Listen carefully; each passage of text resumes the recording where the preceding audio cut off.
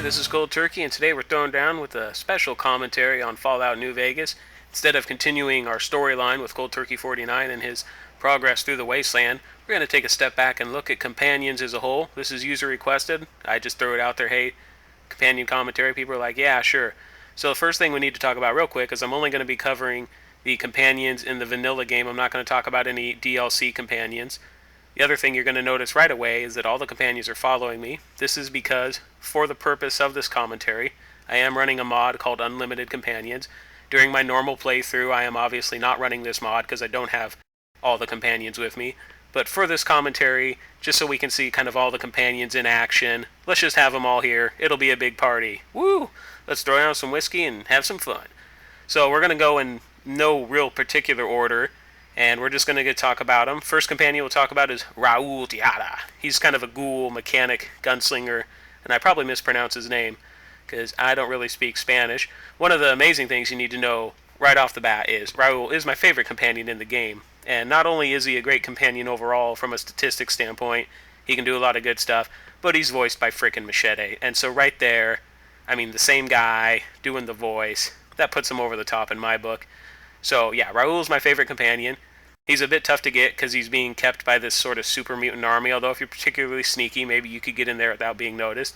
I've never done it because I've never really played a stealth primary character. So he starts off pretty well. His stats are pretty good. Go through his perks kind of real quick. Regular maintenance is what he starts out with. This is a fantastic perk because it slows the decay on all your weapons and armor by 50%. Cannot overemphasize enough how amazing that is. You can go through very long stretches of the game and not have to repair your gear if you got Raul with you. Then you have his quest, and basically in his quest, because Raul is really old and ancient, he kind of goes back and looks at his past and sees, well, could he still help and go back to his gunslinging ways, or would he instead become even more of a mechanic and totally forsake his violent past? Personally, I like to go with the violent past. Old Vaquero. This increases his rate of fire by 33% on all revolvers and lever-action rifles. You combine that with the fact that he has an 8 agility, which is technically a higher agility than even Boone has. And on top of that, Raul starts with a 92 guns and gets up to 100 rather quickly, whereas companions like Boone or Cassidy start off with a mid 40-something gun skill and get up to 100.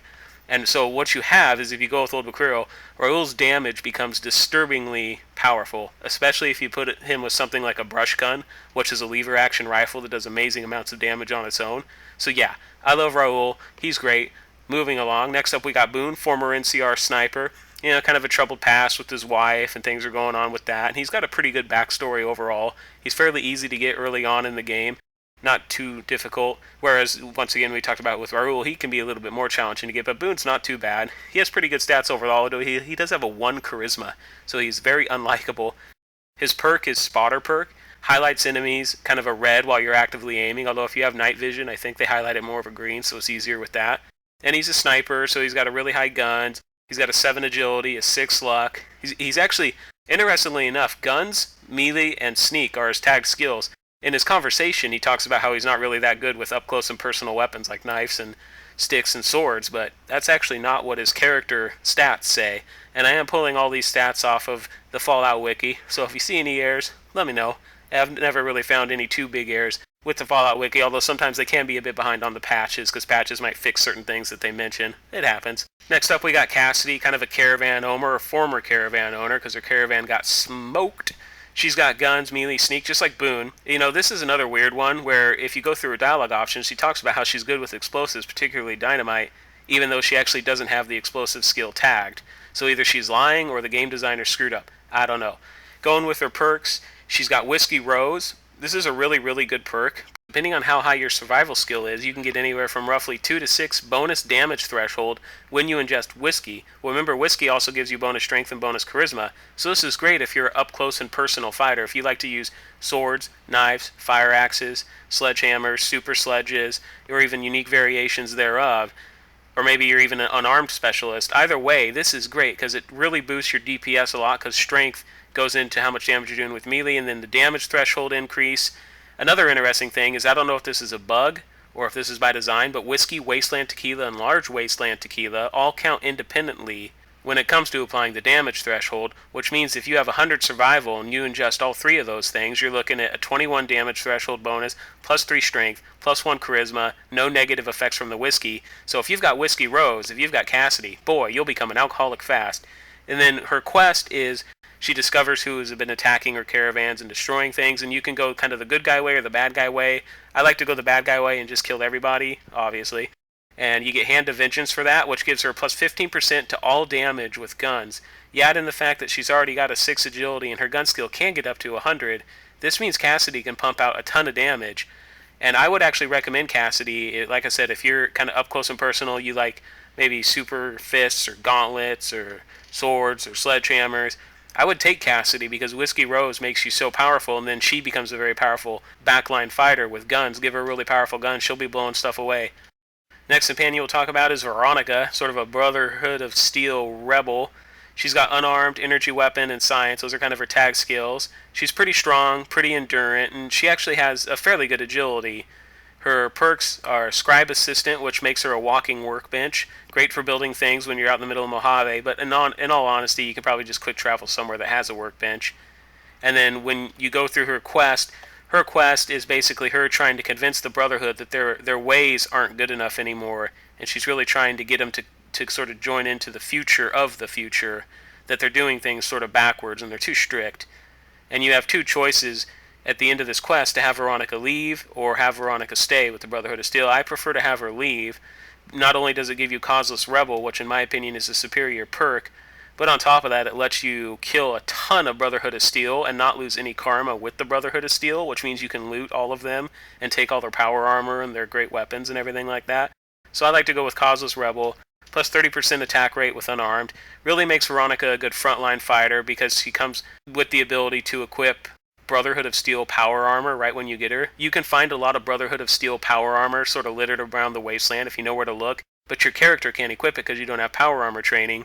Even if you do have power armor training, it disguises you as a member of the Brotherhood of Steel, which might not be the best idea in some situations, but with Veronica it is a good idea because she obviously has the training and she is a Brotherhood of Steel when you first get her. So this can really make her really, really good up close and personal, and on top of that it's very, very easy to get Pushy, which is a unique power fist. And it's real simple to get that, and you get that on her, you get some power on her, and she can just wade into fights. She can pump out a ton of damage and take a lot of punishment. Next up we got Lily, who's a Nightkin, former assassin. She's got pretty good stats, 9 strength, 8 endurance, 10 agility. She's really, really good sometimes in certain situations. I'll put it this way, if you're a stealth-based character, and your whole goal is to assassinate people from stealth with critical damage, critical attacks as it were, then Lily is the companion for you. Her first perk is Stealth Girl. Well, her only perk is Stealth Girl, technically, which means all Stealth Boys last 200% duration for a grand. That means a Stealth Boy will last 6 minutes when you use it, which is crazy. And you do an extra 10% damage and all crits from sneak position. This makes a long-range sniper character amazingly powerful in conjunction with other perks and even equipment that you can get throughout the game if you have Lily as a companion. And then she also has kind of a passive, if you will. She has a psychotic break where if her hit points get below half, she'll go a little crazy. And with her quest, you have to kind of tell her, well, do you keep taking medication at half dose, or do you up it to full dose, or do you stop taking your medication? Because part of her remembers her past, but then part of her is forgetting the past because of the medication. So you need to kind of guide Lily through that, and that's her quest. The next two companions are the sort of the non-humanoid companions, although Lily is technically a Nightkin, so she's not really human either. But first up we got Eddie, who is a Duraframe Eyebot, and he's okay. His perk is Enhanced Sensors, which lets you see enemies from a very, very, very long range. This sounds good on paper, but in practice sometimes it can actually be a hindrance, because you see enemies so far away, but you don't actually see the enemies. And so you go stealthing and sneaking thinking, oh, they're right around the corner. They're not around the corner. They're way, way out there, because the Enhanced Sensors let you. They don't really give you a guide as to the distance of the enemy so much as, well, the enemy's somewhere. It could be 1 mile ahead of you or 3 miles ahead of you. And that's one thing I really don't like about Eddie's passive, and that's actually why I don't choose him as a companion, because his passive actually screws me up more than it helps me. Another big problem with Eddie is that you can't equip him with better weapons. Somebody like Raoul or Boone or Cassidy, you can give them a really, really powerful gun if you find a really powerful gun, and their damage increases because you gave them that really powerful gun. Well, with Eddie, That's technically not the case. You can't give him a super powerful gun, because the only weapon he uses is the weapon that he has built in. Your quest that you get with Eddie lets you determine if he's going to be offensive or defensive. At some point, the Brotherhood and the followers will talk to you about sort of gleaning data and improving the Eyebot or whatever they do. If you go with the Followers of the Apocalypse, which is what I prefer to do, he gets extra DPS, damage, and crit with his weapon, and it also turns it kind of a blue, so it looks a little bit like an alien blaster. This definitely helps Eddie in the offensive area, but once again, if you compare Eddie's offense, even after going with the followers, to companions who have a high gun skill, let's say you equip them with this machine, the unique hunting rifle that can have disturbingly high damage output later on in the game, it just doesn't add up. Eddie just doesn't add up. He doesn't compete. And if you go with Brotherhood of the Steel, you get bonus damage threshold. So yeah, I don't like Eddie personally, because once again, his sensors kind of mess with me. You can't really increase his power past a certain point, because you can't equip really good weapons with him. Next up, we got Rex the Cyberdog. He suffers a little bit from the same disease that Eddie suffers, in and of the sense that he can only use the weapons he has built in. You can't give him a more powerful jaws. He can only bite with what he can bite with. His stats are alright. His perk is Search and Mark. When you go into scan mode, ammo, food, chems, guns will turn green, so it's easier to find items with them. One of the interesting things that kind of makes up for Rex being stuck with his only weapon is that he kind of has a charge where he can tackle enemies, and this can definitely help because it puts enemies on the ground. But the problem with Rex's bite is that if you actually look in the game files, Rex's bite has an engage radius equal to most ranged weapons, and when you combine that with Rex's really high perception, he has an 8 perception, is he'll charge off at a group of monsters that you didn't even see, and he'll just run into them, and sometimes it can get him killed if you're not careful. When you look at Rex's quest, it's about replacing his old damaged brain with a good brain, and you can choose Ray, Bolus, or Lupus. You have 3 dogs to choose from. Go with Ray. It gives Rex plus 25 damage. It's the only real way to upgrade Rex's DPS. Ray is the dog that Old Lady Gibson has. You can get plus 15% move from Volo's dog. That makes Rex even worse in my opinion, because a 50% move means he's going to charge off and die faster. And Lupus, which is the Legion dog, is plus 10 damage threshold. But at the end of the day, that's not really necessary. I struggle with Rex for kind of the same reason I struggle with Ed. You can't really give him a super awesome unique gun. You know, his damage is very much stuck at a certain point and will always be stuck at that certain point because you can't upgrade his weapon. And also, once again, because his bite has an engage radius equal to a ranged weapon, I think that's a bug. I really think they should go and fix that. It means Rex kind of has a tendency to run off and die. So there you go. Those are all the vanilla companions that I'd care to cover, and I hope that clears up some things. Told you my favorite. Went through. I tried to be pretty objective, not only with the numbers I was quoting, but also with experience. You know, I have a reason for disliking Eddie. I have reasons for disliking Rex. It's not just because I looked at him and said, oh, well, they must suck. No, I got them, I went out and I adventured with them, and I just noticed there were problems with them. At the end of the day, you can beat the game without a companion, so it's not even that big of a deal. Just go with the companion that makes you happy. Find the one that you like the backstory, you like how they look, you like how they talk. You know, they're the kind of people you want to hang out with when you're playing Fallout, and go with it.